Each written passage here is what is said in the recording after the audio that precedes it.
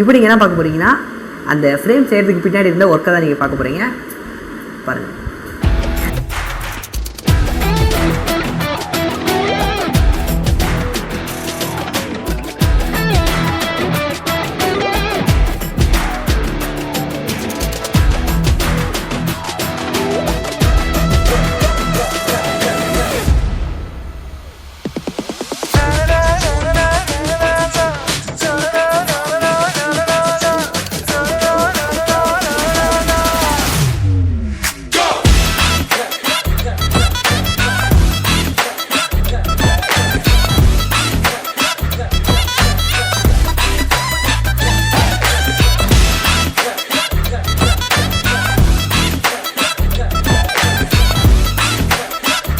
இந்த ஷார்ட்ஸோட ஃபுல் வீடியோவை நீங்கள் பார்க்கணுன்னா கீழே வீடியோவே டேக் பண்ணியிருக்கேன். ஃபுல் வீடியோ பார்த்துட்டு கமெண்ட் பண்ணுங்கள்.